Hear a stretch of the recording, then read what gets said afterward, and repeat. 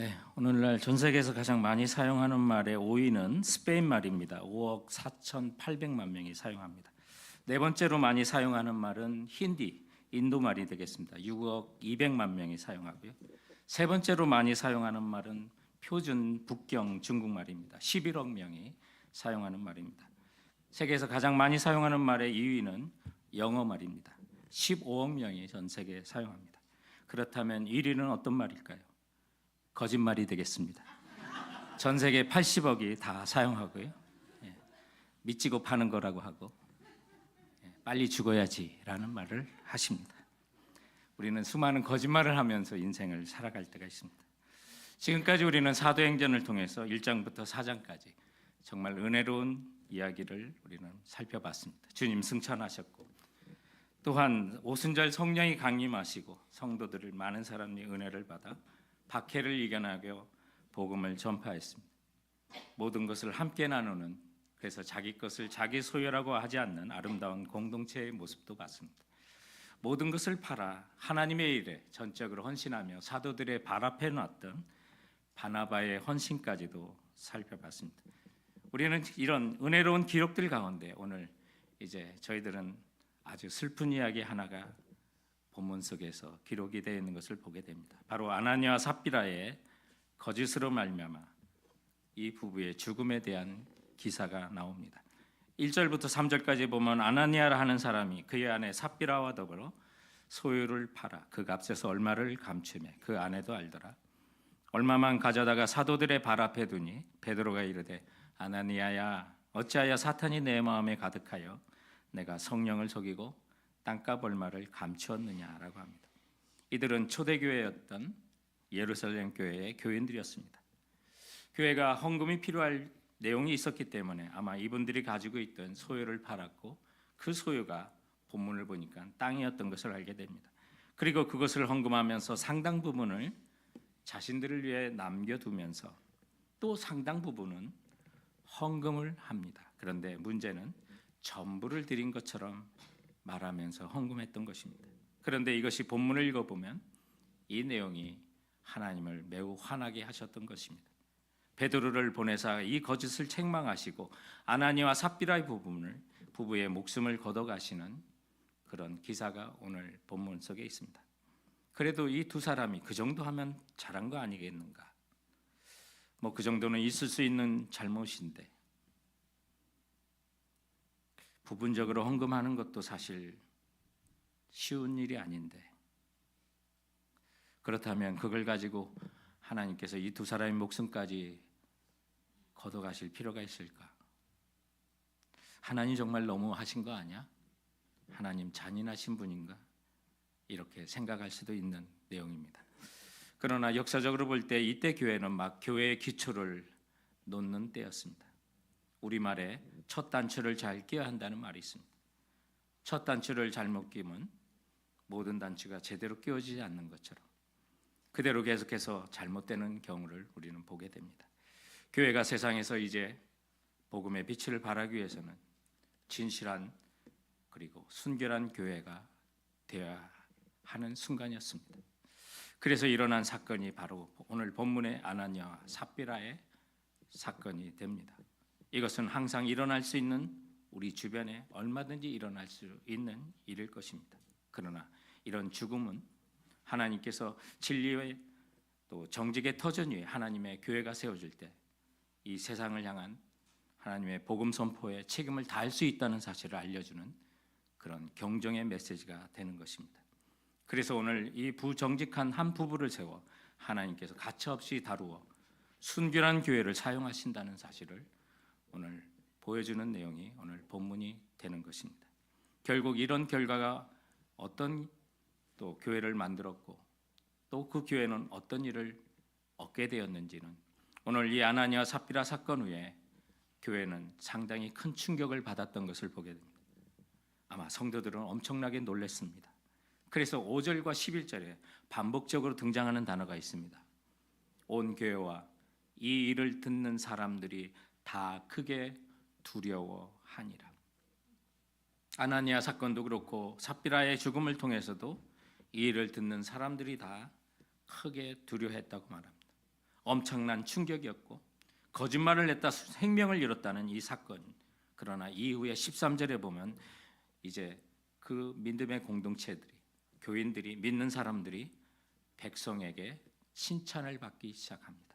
다시 성령 안에서 자정하고 순결한 모습을 회복했을 때 이웃 사람들에게, 외부 사람들에게 다시 칭찬을 받고 칭송을 받기 시작하며 교회는 순결해졌고 또한 이후에 하나님께서 이 교회에 부흥을 주시는 것을 보게 됩니다. 하나님은 교회를 깨끗하게 하시고 또 우리에게도 순결하고 진실한 교회가 되도록 요구하시는 내용을 본문을 통해서 만나게 됩니다. 우리는 오늘 찬양한 것처럼 우리 정말 진실한 교회가 되고 싶습니다라고 마음에 소원을 담아 주께서 주시는 이 말씀을 정말 간절한 마음으로 받기를 원합니다. 자, 본문을 통해서 배우려고 하는 우리 첫 번째 교훈은 헌신의 동기를 살피라는 것입니다. 우리는 모두가 하나님의 일에, 또 교회의 일에, 또 복음 전하는 일에 헌신을 하기도 합니다.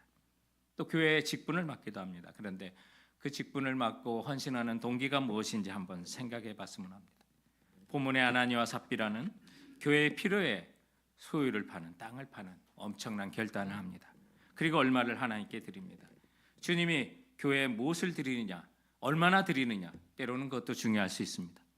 그러나 그것보다 어떤 태도나 어떤 동기로 드리느냐가 영이신 하나님께는 더더욱 중요한 것입니다. 오늘 본문 앞부분에 어떤 내용이 있었습니까? 5장 앞에는 4장이죠.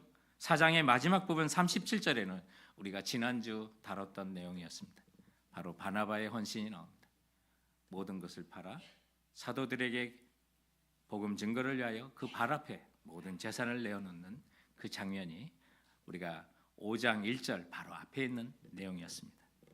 그리고 오늘 이 본문의 5장 1절을 이어지는데 애석하게도 우리 한글 성경에는 볼 수 없는 원문에 있는 하나의 접속사가 빠져 있습니다. 원문에 보면 그러나라고 하는 단어입니다. 그런데 이것이 너무나도 중요한 단어입니다. 바나바의 그런 헌신을 이야기하고 그러나 아나니아는 이라고 우리는 읽어야만 하는 것입니다. 어쩌면 이 두 가지 사건의 상반된 내용을 우리에게 알려주고자 하는 그런 내용이었습니다. 바나바의 순결한 헌신에 이어서 아나니아의 그 동기의 잘못된 부분을 표시하는 아주 중요한 접속사였습니다. 바나바와 아나니아 모두가 소유를 팔았습니다. 그리고 하나님께 드렸습니다. 그러나 그러나라고 하는 비교하는 그 내용 속에 이 두 가정의 동기가 완전히 다른 것을 보게 됩니다. 어쩌면 아나니아는 지극히 경쟁의식 속에 자신의 재산을 팔았을 가능성이 큽니다. 나도 할 수 있어. 바나바의 그런 헌신을 보면서 수많은 사람들이 칭찬하고 인정하는 모습을 봤을 것 같습니다. 그렇다면 어떤 시기심이 그의 헌신의 원인일 수도 있는 것을 짐작해 봅니다. 그리고 오늘 본문 4절에 보면 땅이 그대로 있을 때 내 땅이 아니며 판 후에도 내 마음대로 할 수 없더냐, 어찌하여 이 일을 내 마음에 두었느냐라고 했을 때 이 일을 내 마음에 두었냐, 바나바의 사건과 연관되는 것 같습니다. 그래서 나도 할 수 있어. 너만 해? 전 재산을 다 드려? 나도 다 드려. 막상 그와 같은 마음을 가지고 재산을 팔았으나 그 동기가 잘못되다 보니까 점점 아까운 생각이 드는 거죠. 우리는 여기서 하나님 앞에 헌신하고 나가는 우리의 동기를 살펴야 된다는 사실을 배우게 됩니다. 나는 무엇 때문에 주의 일을 하지? 나는 무엇 때문에 교사하고 동산지기하고 성가대를 섬기고 또 주님을 위한다고 그 길을 가지? 사람의 칭찬인가? 주님이 날 구원하신 그 은혜가 너무 감사해서인가? 성도 여러분, 본문은 우리에게 가르치는 것이 있습니다. 사람에게 인정받으라고 하지 말라는 것입니다. 그리고 성령께서 감동을 주시면 끝까지 살려 그대로 하시기 바랍니다. 예수 좀 믿고 주님 앞에 헌신한 사람들에게는 성령의 감동하심을 느낄 수가 있습니다. 때로는 말씀을 읽다가 경건의 시간을 통해서 묵상하다가 주일의 말씀을 통해서 또는 특별한 강사가 오셔서 말씀을 증거하는 가운데, 선교사님이 오셔서 선교보고 하는 가운데 마음에 큰 감동을 받기도 합니다. 그리고 그 일에 나도 헌신하겠다고 하는 그런 마음을 갖습니다. 그런데 시간이 지나면 그 성령의 감동도 흐려지기 시작합니다. 정말 큰 은혜를 주시고 큰 감동을 주셨을 때는 난 하나님께 이만큼 드려야지라고 했지만 두고두고 생각하니까 아까워지기 시작합니다. 그래서 그 규모가 점점 줄어들기 시작할 때가 있습니다. 남의 이야기가 아닙니다. 경험에서 드리는 말씀입니다. 그러다 보니 처음의 헌신이 흐트려지는 것을 느끼게 됩니다. 성도 여러분, 사실 이 부부는 이름으로 보아서는 정말 아까운 사람입니다. 아나니아 삽비라, 그 이름을 볼 때 이들은 유대인입니다. 아나니아라는 말은 히브리식으로 하나냐입니다.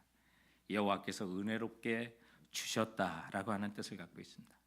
삽비라라고 하는 말에는 beautiful, 아름답다라고 하는 뜻을 갖고 있습니다.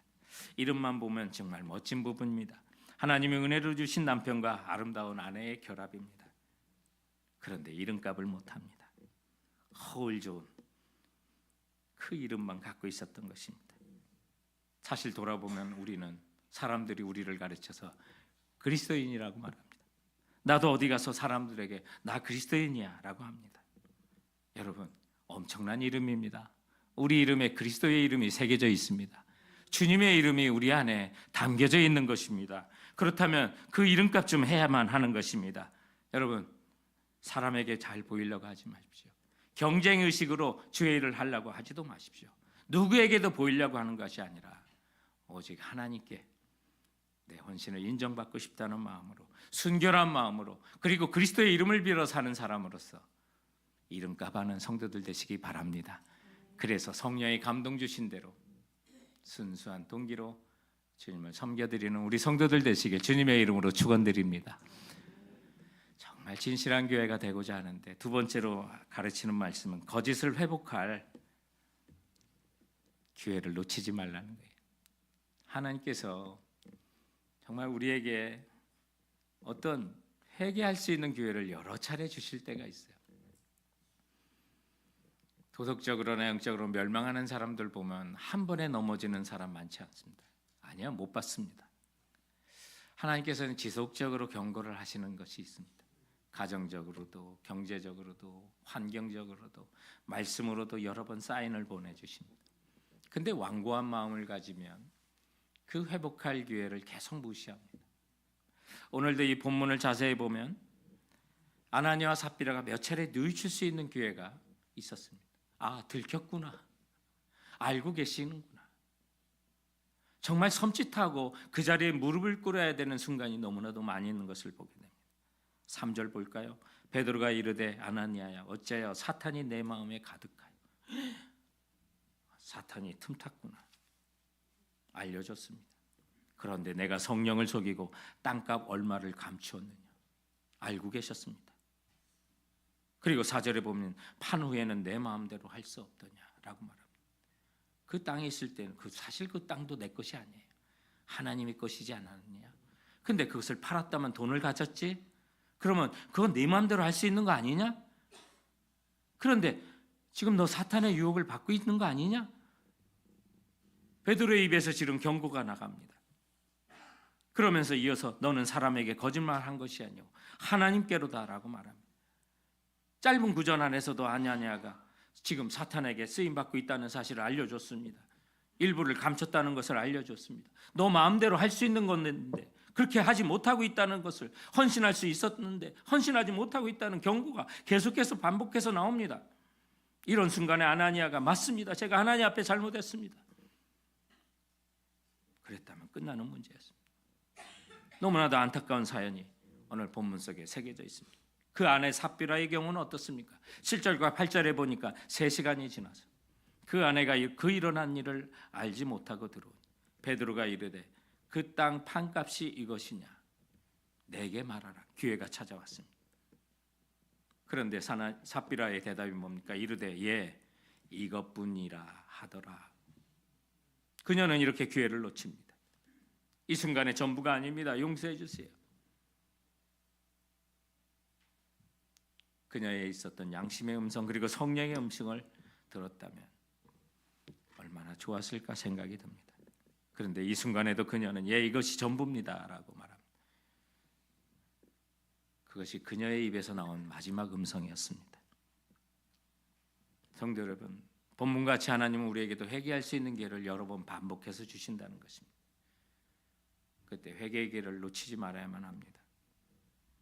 만약 이 아나니와 삽비라 두 사람 중에 한 사람이라도 하나님 앞에 정직하게 설 수 있었다면, 오늘 본문 앞에 이 두 사람이 그 감춘 것을 서로 알았다고 했고 9절에 보면 베드로가 이르되 너희가 어찌 함께 꾀하여 라고 그래서 이 일을 함께 도모했던 것을 알게 됩니다.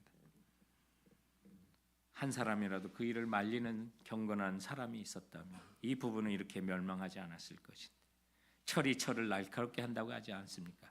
우리가 함께 경건하며 거룩한 교회로 나가야 되는 이유가 무엇입니까? 우리 서로를 빛나게 하고 우리 서로를 거룩하게 하고 우리 서로를 순결하게 하기 때문에 그런 것입니다. 그런데 함께 회개를 거부합니다. 주님의 음성을 거부합니다. 성도 여러분, 그러나 회개하면요, 주님은 은혜로우시고 자비하시기 때문에 언제나 용서하십니다. 그 약속이 십자가입니다. 믿으시기 바랍니다. 내가 너를 이렇게 사랑해. 너의 지금, 현재, 미래의 죄 다 용서해줘. 주님께서 친히 몸소 보여주신 그 현장이 골고다에서 주신 십자가인 걸 믿으시기 바랍니다. 그러므로 우리가 주님께 회개하면 우리는 언제나 일어설 수가 있게 되는 거예요. 그리고 올바르게 비전을 붙들고 힘있게 살아갈 힘을 하나님께서 주시는 거죠. 지난 월요일에 참 많은 우리 한인교회 도전을 주셨던 자마라고 하는 그 Jesus Awakening Movement of America라고 하는 이제 약자로 자마라고 하는 이제 선교 단체를 만드셔서 미국의 영적인 대각성을 좀 이끄시고 또 차세대, 특히 차세대 안에서도 지도자들을 좀 길러내서 하나님 나라를 위해 일할 수 있도록 평생 헌신하신 분이 우리 김춘건 교수님, 김춘건 장로님이신데 지난 월요일 3월 10일에 향년 85세로 하나님의 부르심을 받았습니다. 우리 장로님께서 이렇게 정말 건강하게 이민교회뿐만 아니라 미국을 이렇게 깨우며 살 수 있었던 데는 전환기가 있었어요. 그가 잘못을 회개했던 그런 순간이 있었는데, 우리 장로님이 37살 때 1976년 여름에 몸무게가 165파운드 나갔던 분이 127파운드로 빠졌어요. 38파운드나 줄었는데 오히려 배는 만삭된 여인과 같이 팽팽하게 늘어났던 적이 있었어요. 악성 강경화를 앓고 있었어요. 수술도 못하는 상황이었고 1년 안에 죽는다는 판정을 패밀리 닥터로부터 들어야만 했어요. 그때 너무나도 충격을 받아 외친 말이 Why me였어요. 하필이면 왜 납니까? 라는 말로. 그것이 나중에 간증 책의 제목이 돼요. 의학적으로 치료가 절대 불가능한 상황이라 매달릴 수 있는 분은 하나님밖에 없어서 남가주에 있는 빅베어의 산에 올라서 캐빈을 빌려 며칠을 금식하며 기도하면서 하나님께 기도했어요. 한국말로 기도할 때는 하나님이 한국말로 응답해 주셨다고 그러고 영어로 기도할 때는 영어로 응답을 주셨다고 하는데, 하나님께 영어로 그냥 원망과 이렇게 쏟아놓으니까 음성을 또 영어로 들려주시는데, 내가 내 피 속에 있는 독소 때문에 육체적으로 죽어가는 것이 사실이지만 진정 내가 영혼 속에 있는 독소 때문에 죽어가는 것을 너는 왜 모르느냐라고 말씀하셨죠. 그 당시 그분에게는 어떤 일이 있었냐면 1913년 1월에 페퍼다임 대학의 조교수로 임명될 때 108대 1의 경쟁을 뚫고 조교수가 됐어요. 그리고 몇 년 후에 대학 전체 대학생의 투표를 거쳐 최우수 교수 한 명을 뽑을 때 김춘곤 박사님이 교수로 당선됐어요. The most outstanding faculty가 됐어요. 이런 상황 속에 교만 속에 안한무인이었던 자신의 모습을 하나님께서 그때 다 보게 하셨다는 거예요. 그 책에 있는 내용을 보면 사도 바울의 고백인 죄인 중에 괴수라는 표현이 나를 두고 한 말이었다. 교만함, 열등의식에서 오는 많은 질투와 미움, 정욕의 죄, 욕심, 내 마음대로 내 중심대로 살았던 이기적인 삶의 태도, 불평과 불만, 그리고 아내와 자녀들에게 잘못한 것들, 교인들과 친구, 교수들과의 관계에서 가졌던 우월감과 이기심, 하나님께서 내가 지금까지 지은 모든 죄들을 구체적으로 하나하나 지적하셨다. 그리고 이 모든 것들의 뿌리 깊은 열등의식 속에 회칠한 무덤 같은 이중 인격자요 위선자인 자신을 발견했다. 나는 한 발은 교회, 다른 한 발은 세상에 들여놓고 아주 편하게 살았다. 교회에서는 주일학교 교사, 성가대원, 청년회 회장, 대학 기독 학생회 회장, 총각 집사로서 맡은 일에 최선을 다했고, 동시에 교회 밖에서는 세상의 방법과 생각대로 내 마음껏 열심히 사는 위선자였다. 하나님께서 자신의 병이 위선죄의 결과라는 것을 분명하게 내게 보여주셨다. 주님, 나를 용서해 주십시오. 내가 지은 모든 죄를 하나하나 다 고백하고 회개합니다. 나는 넘어진 나무의 그루터기를 붙잡고 생명을 내놓고 전심으로 기도했다. 나는 회개하는 중에 회개는 죄를 뿌리째 뽑는 것이라는 것을 깨달았다. 죄는 고백하는 것만으로는 부족하다. 우리는 죄를 고백한 후에도 같은 죄를 거듭 범하는 경우가 얼마나 많은가. 잡초를 뿌리째 뽑지 않으면 잔디보다 빨리 자랄 뿐만 아니라 그것이 퍼지면서 좋은 잔디까지 죽인다. 마찬가지로 죄는 뿌리째 뽑아야 한다. 여기에는 아픔과 고통과 신음이 있다. 끊어버릴 것은 끊어버리고 버릴 것은 버려야 하니 여기에는 심한 고통과 아픔이 있을 수밖에 없다. 나는 나의 죄를 용서해 주실 예수 그리스도의 보혈을 의지하여 울부짖었다. 바로 그 순간이 우리 고 김충근 장로님에게는 인생의 새로운 전환점이 되었다고 말합니다. 사랑하는 성도 여러분, 우리는 그저 비전만 받는다고 하나님을 하는 게 아닙니다. 우리를 정결케 하고 씻어야만 하고, 김충근 장로님 이런 회개 후에 비로소 하나님의 비전을 기쁨으로 받을 수가 있었다고 간증하고 있습니다. 돌아보면 아나니아와 삽비라에게 줬던 반복적인 은혜의 기회가 오늘 우리에게도 주어지고 있다는 사실 기억하십시오. 그리고 그 기회를 놓치지 않는 성도들 되시기 바랍니다. 회개의 기회를 놓치지 않는 것이 사실은 복받을 기회를 놓치지 않는 것입니다. 이 사실을 믿고 나가는 우리 성도들 되시길 주님의 이름으로 축원드립니다. 우리가 정말 진실한 교회, 순수한 교회가 되고자 할 때 기억해야 될 세 번째 마지막 교훈은 하나님 앞에서의 삶을 살라는 것입니다. 오늘 이 부분은 하나님을 의식하지 못했어요. 어떻게 하여 성령을 속이느냐. 우리도 그렇습니다. 우리가 거짓을 극복하고 교회가 순결하고 진실한 교회 공동체가 어떻게 하면 될 수 있을까? 매사에 사람보다 하나님을 의식해야만 합니다. 개인적으로도 거짓의 죄를 극복하려면 또는 예방하려면 사람보다 하나님을 더 의식해야만 합니다. 직장에서도 그런 경우가 많죠. 여러분, 동일합니다. 하나님은 교회만 계시는 게 아닙니다. 우리의 일터와 직장에도 계시는 분이십니다. 뿐만 아니라 예수 믿는 사람이라면 상대방의 심령 속에도 누가 계십니까? 성령이 거하십니다. 오늘 아나니아와 삽비라는 베드로만 의식했지, 사람만 속이면 될 거라고 생각했지, 그리고 많은 사람을 속여왔기 때문에 또 그럴 줄 알았지. 그러나 베드로 안에 계신 성령님을 의식하지 못했던 것입니다. 그러므로 그 모든 일을 할 때 어찌하여 성령을 속이냐고 베드로의 입에서 하나님의 음성이 터져나오기 시작했던 것을 보게 됩니다. 그러나 하나님 앞에서의 삶을 사는 것, 여러분 오늘날만 우리에게 주어진 것이 아닙니다. 기독교 역사 속에 수많은 하나님의 사람들은 사실 하나님 앞에서의 삶을 살았던 것입니다.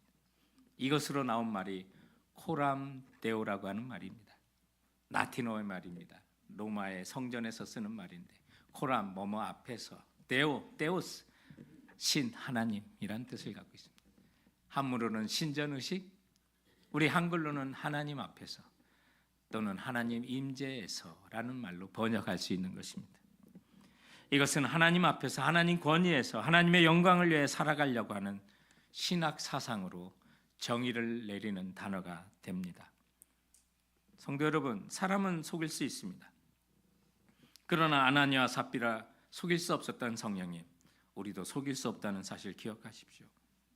그러므로 사람을 속인다고 우리가 정말 모든 것이 다 통하지 않는다는 사실을 성령을 받은 성도들은 다 알아야만 하는 것입니다.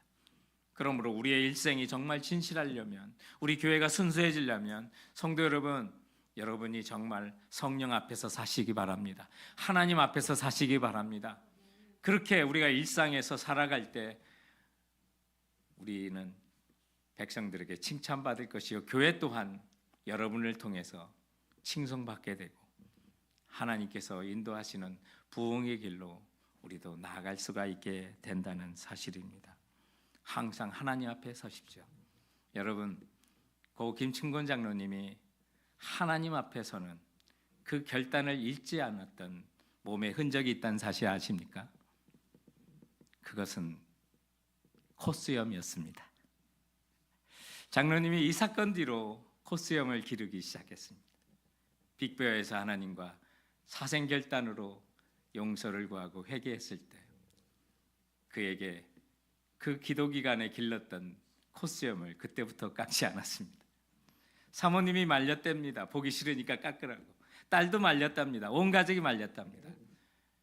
그러나 코스염을 기른 사연을 가족들한테 얘기했을 때 비로소 인정받을 수 있었다고 합니다. 김충곤 장로님은 악성 강경화에 죽을 위기에서 하나님께 기도할 때 하나님께서는 표적을 보여주셨다고 합니다. 그 표적을 보지 않으면 아예 내려가지도 않겠다고 하면서 기도했다고 합니다. 그런데 기도 중에 환상을 봅니다. 하얀 옷을 입으신 큰 분이 가슴에 내 얼굴을 깊이 파묻혀 있었고 그분께서 나를 꼭 껴안으며 아주 젠틀하게 내게 3번 등을 두드려 주시면서 말씀하셨다. I forgive you. I forgive you. forgive you. 내가 너를 용서한다. 내가 너를 용서한다. 내가 너를 용서한다. 그렇게 응답해 주시면서 그 책에 있는 내용을 그대로 읽어드리면 다음과 같은 내용입니다. 나는 그분의 얼굴을 보지 못했으나 내 마음이 그렇게 평안할 수가 없었다. 나는 절대로 신비주의자가 아니다. 나는 철두철미한 복음주의자로서 성경 말씀을 일획도 틀림없이 믿는 사람이다. 그러나 분명한 것은 주님의 환상이 나에게 직접 나타나신 것이다.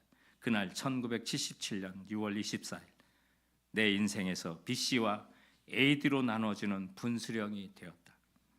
이후 나의 건강은 빨리 회복되어 그랜데일 커뮤니티 병원에서 피검사, 엑스레이, 간 스캔, 소노그램 등 모든 검사 결과를 주치 의사로부터 닥터 와킨린으로부터 들었다. 그는 놀라움을 금치 못하며 미스터 김, 당신은 벌써 죽었어야 하는데 이것은 기적이요. 어떻게 이렇게 나을 수가 있어?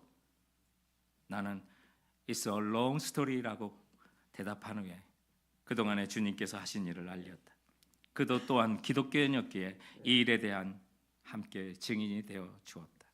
내 인생을 온전히 하나님께 드리고 주님께만 영광을 돌리기로 한 나의 결심이 변하지 않을 방법을 찾아야 했다.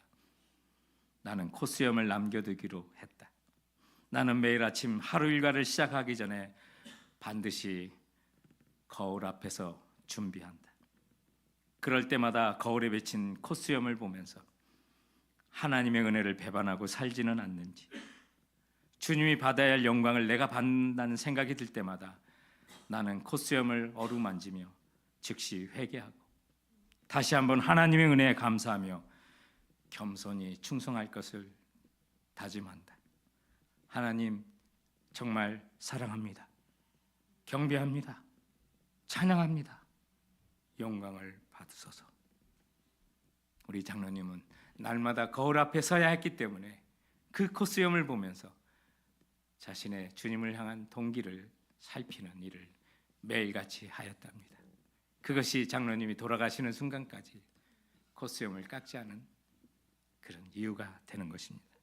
사랑하는 성도 여러분, 날마다 거울 앞에 하나님 앞에 자신을 돌아봤던 이 장로님과 같이 여러분 무엇에 하나님 앞에 그 인생을 돌아볼 수 있겠습니까? 우리 조용히 눈을 감고 한번 생각해 봤으면 좋겠습니다. 나는 무엇을 보고 내 앞에 하나님 앞에 살아가는 인생인가 한번 생각해 볼까? 정 방법을 찾지 못한다면 우리 장로님처럼 여러분도 거울 앞에 쓸 때마다 오늘도 내가 하나님 앞에서 서는구나 한번 그렇게 생각했으면 어떨까요? 그리고 일상을 하루를 시작하며 오늘도 하나님 앞에서 내 삶을 시작합니다. 헝클어진 우리 머리를 거울 앞에 비추면서 외모를 바로 잡듯이 우리의 심령과 영혼을 그 앞에서 바로 잡을 수 있으면 얼마나 좋겠습니까? 그래서 날마다 나의 옛사람은 죽고 주님과 함께 살아가는 새 인생으로 새 생명으로 확인할 수 있는 그 순간 여러분에게도 그 순간이 있었으면 합니다.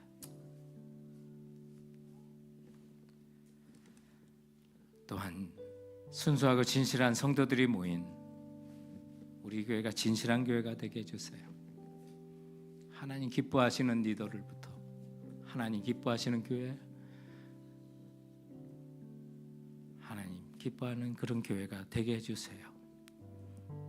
우리 그렇게 함께 같이 기도했으면 합니다. 우리 함께 같이